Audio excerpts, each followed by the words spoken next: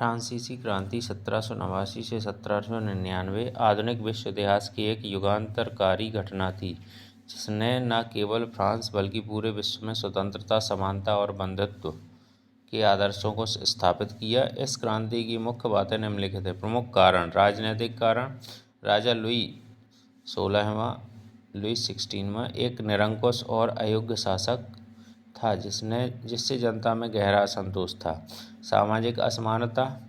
समाज 3 स्टेट्स में बटा था। पादरी और कुलीन वर्ग को विशेषाधिकार प्राप्त थे, जबकि सारा कर का बोझ तीसरे स्टेट आम जनता पर था। आर्थिक संकट। लगातार युद्धों और फिजूल खर्ची के कारण फ्रांस पर भारी कर्ज बढ़ गया था और देश में भुखमरी की स्थिति पैदा हो गई थी। दार्शनिकों का प्रभाव। रूसो, मॉन्टेस्क्यू और वॉल्टेयर जैसे विचारकों ने समानता और मानवाधिकारों की बात कर जनता को प्रेरित किया। क्रांति की महत्वपूर्ण घटनाएं।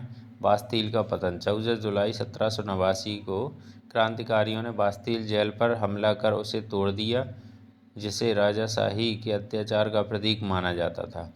टेनिस कोर्ट की शपथ। तीसरे स्टेट ने खुद को नेशनल असेंबली घोषित कर दिया और देश के लिए नया संविधान बनाने की कसम खाई। आतंक का राज। 1793 से 1794 रोबेस्पियरे के नेतृत्व में जैकोबिन शासन के दौरान हजारों लोगों को गिलोटिन, सिर काटने वाली मशीन पर चढ़ा दिया गया। राजा रानी की मृत्यु। राजा लुई 16वां और रानी मैरी एंटोनेट को राजद्रोह के अपराध में मृत्युदंड दिया गया। क्रांति के परिणाम। राजतंत्र का अंत। फ्रांस में सदियों पुरानी सामंती व्यवस्था और राजशाही समाप्त हो गई और गणतंत्र की स्थापना हुई।